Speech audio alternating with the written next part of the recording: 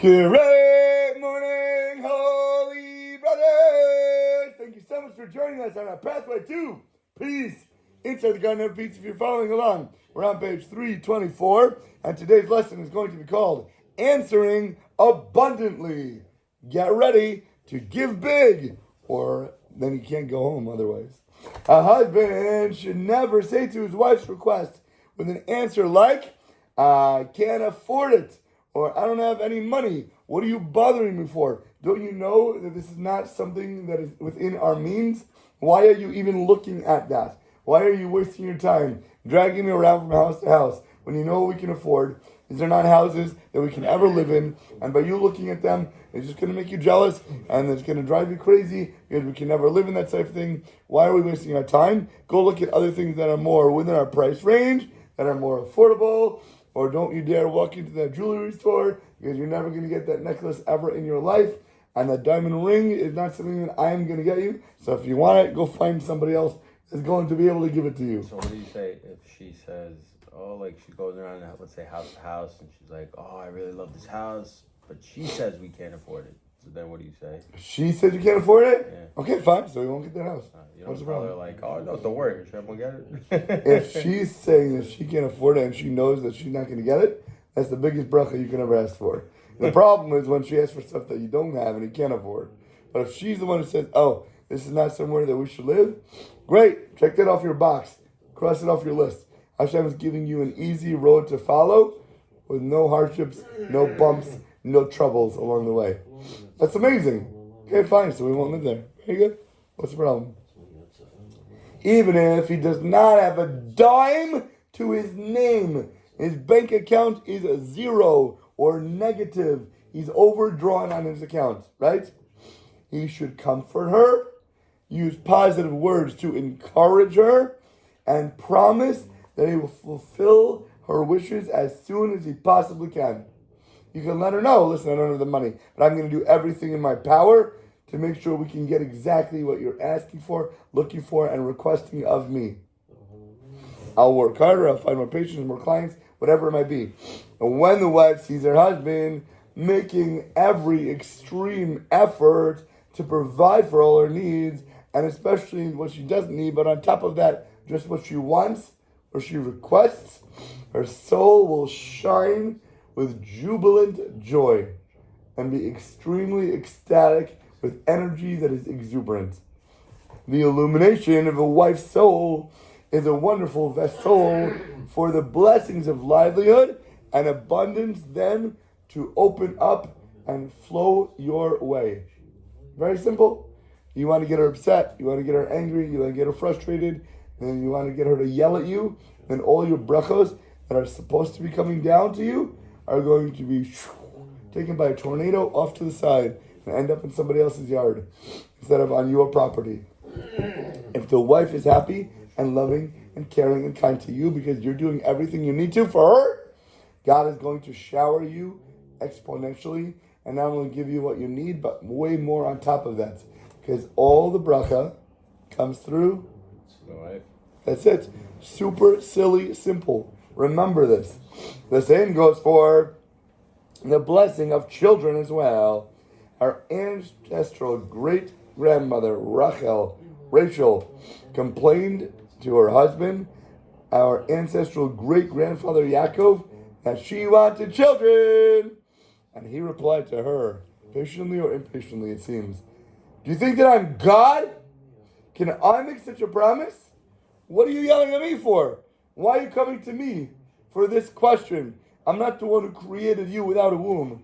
I'm not the one who can transform your body. It has literally nothing to do with me.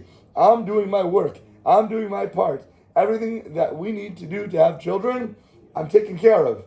So what's your taina? What's your complaint against me? Why are you mad at me? It's not my problem. You know, many times couples have a problem with fertility. And they try to figure out who's the one at fault. Who's the one who's messed up genetically? What's wrong with that person? Why we can't have kids? Maybe the male has a low count, or maybe they have low mobility, or maybe the woman has endometriosis, or she has other problems where the eggs are not producing properly. And then, you know, the other spouse will be like, see, you're the one who's the problem. It's not me who's the problem. What are you trying to achieve in that moment by shirking responsibility and passing blame onto somebody else? You're going to create so much more of an unhappiness and an uneasiness, a feeling of inadequacy in your wife. Is that what you're trying to make her feel like in life? Or are we trying to go the exact opposite extreme? No matter what the situation is, let's try to work together to accomplish the goals that we want to together as a couple. Okay, so wherever we need help, let's do it together. We talked about the rabbi before, Levine, who said to the doctor, our leg hurts, right? When they walked into the doctor. It was his wife's leg that was hurting, but he says, our leg hurts. Not only do you not try to put blame on the other person, trying to make them feel bad about something that's not even in their control. It's like, not that she can just diet and lose weight. This is not something that she's capable of physically to achieve. And then you're going to make her feel bad about it instead of trying to share the pain, to share the burden, to try to understand what she's feeling like, to try to take some of that off her shoulders so you can weather it together as a couple to be stronger. Or you're trying to divide, or we're trying to conquer together. Right? He replied that way. Hashem was so upset in this moment with Yaakov, as like we said, our forefathers, even though we come from them, and even though they've developed everything that we have today, we don't say they were saints, we don't say they were perfect people. Yeah, they had struggles to overcome, and there were missteps along the way. But we have to learn from that, how to be better, and what are we supposed to take away from it? What's the message? Why is it written in the Torah? To show that these people were human. They weren't angelic. There are things that they could have done better, that we could have done better, that we can learn from them how to be better. Hashem was so upset with Yaakov for his curt and inconsiderate response to his wife. It seems that Yaakov was right. How can he compromise his wife for children? He knew he had a legacy he had to pass on. He knew what his role in the world was. And if there's a problem with her, shouldn't he talk about it? Shouldn't he call her out about it?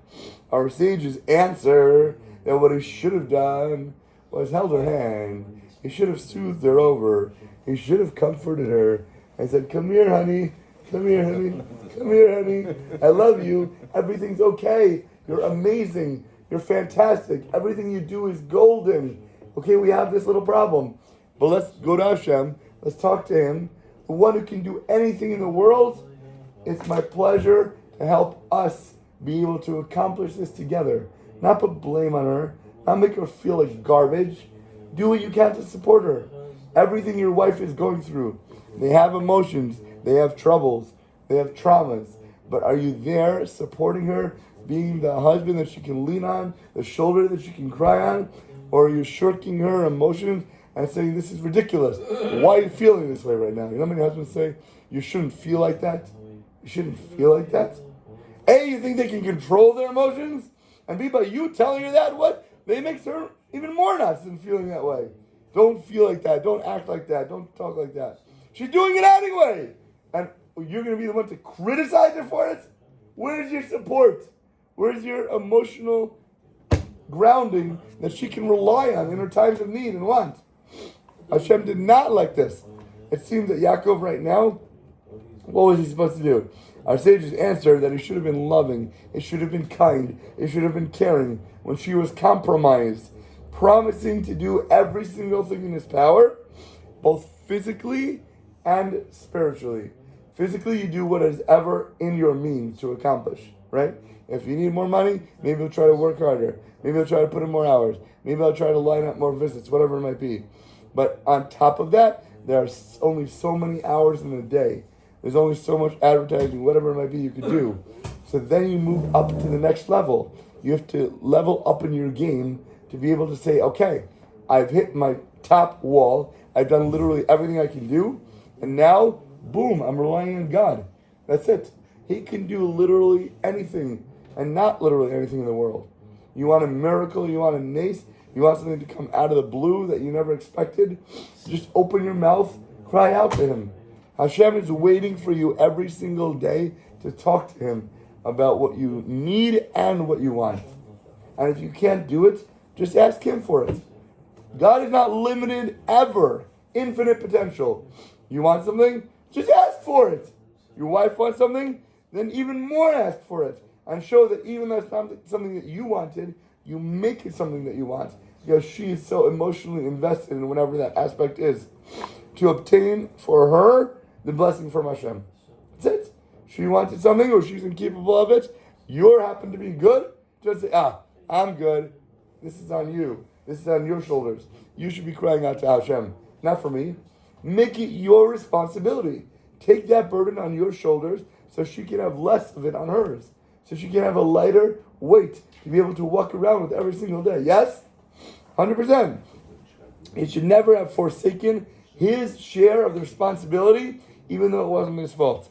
When a husband shines the light of Emunah, the foundational faith, and trust then on his wife, she sees that he's doing everything he can to talk to Hashem. He's actually getting emotional about it. He's actually crying about it. He's screaming about it. He's dancing about it. Whatever he can do to appease, to praise, to call out to God, to make her will, her wish into reality, and then trust on his wife. She will become that vessel for whatever blessing of abundance that she needs. God will transform literally her physical body into a woman who is capable of having a womb and now be able to bear him children. He needed to call out to Hashem on her behalf. Even if her wishes fail to materialize for the time being, his encouragement and his empathy and comfort for her so much that she shouldn't feel the sting or the upsetness or the irritability of what she wants that she doesn't have right now. Even if she can't have what she wants right now, try to make her feel a little calmer about it. By you showing that you're doing whatever you can, she's going to see that, and she's going to respect your efforts. Conjugal rights. Conjugal rights are an important mitzvah that the husband commits to. Again, this is a commandment, an obligation on who? The husband. Gavasmi, thank you. He must be available. He must be available to her on her night of immersion when she goes to the mikvah, the ritual bath, at least once a week during the days that she is ritually pure. A husband that slights his wife, that shirks his responsibility in this area, causes her untold anguish, not because of her sexual appetite is so great, but because her soul, her inside, needs to feel that her husband loves her, that her husband wants to connect to her on every level, emotionally, physically, spiritually, mentally, whatever it might be. This is just another aspect of a marriage where a husband has to be available to her and to show that all her needs, her wants are met in every aspect of marriage. This is one of the best times that a husband can show his amazing empathy and strength to commit to a real relationship. It's not that a husband is crazy, driven by his evil inclination and his Yetzer Hara, and he uses his wife as an outlet, God forbid. That is a really big sin and a big problem, especially nowadays. That they just have a wife to use so that they can get over their desires and fulfill their lusts, and the woman, the wife that they have, becomes almost insignificant in that act, because it's all about them and nothing about the other person. Jewish law states that the relations are only permissible when the wife is extremely excited and obviously consensual in the act. If she's angry or she's upset, the first thing to do is to placate her. You can't use that moment when she's upset to try to get what you want out of it, because then you're turning the whole aspect of marriage, and especially that act, into something that's selfishness, and that becomes arrogant, and it becomes self-centered, where you push literally God out of the equation, and you're also making her into a nothing as well. Truly beautiful relations require modesty and require complete privacy. You don't do any type of immodesty out in public, God forbid. You don't put on a show with your partner when other people are around, whatever type of physical contact it might be. Some people love to be able to perform, and that is not something that is based in Torah values at all, ever. Even let's say like kissing in public or whatever it might be. You know? Watch who's around you before you go through any action, especially physical action. Children should not be in the same bedroom with parents. Sleeping, it's not modest.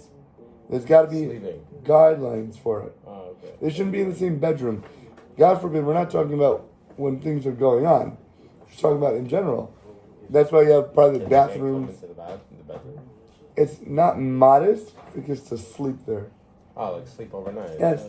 If you have to give the kids a bath or whatever it might be, fine. But have guidelines and boundaries that are going to help set a healthy relationship for you, for your wife, for the whole family. Or in a situation where the kids might see or might hear what's going on and they're actually together. The halacha Jewish law requires, it doesn't allow a baby that cannot, does allow, when a woman just gives birth, obviously, and she's still nursing, Jewish law does allow a baby that cannot yet speak to be in his room or in the same crib when things are going on, because at that level they're not necessarily understanding and being able to take away a message from that.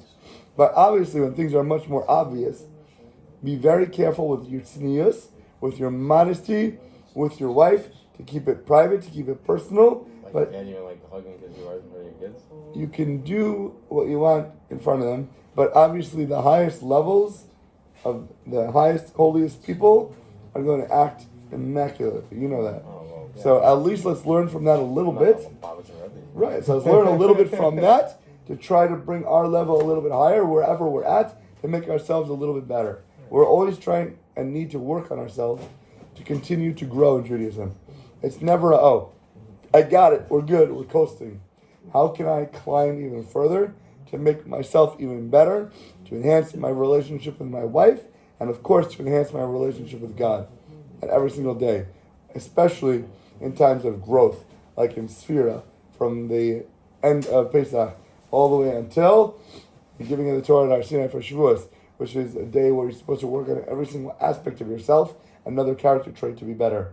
But we're supposed to do that every day in our life to try to grow and be better and enhance all of our relationships. And with that, have an awesome, amazing rest of your day.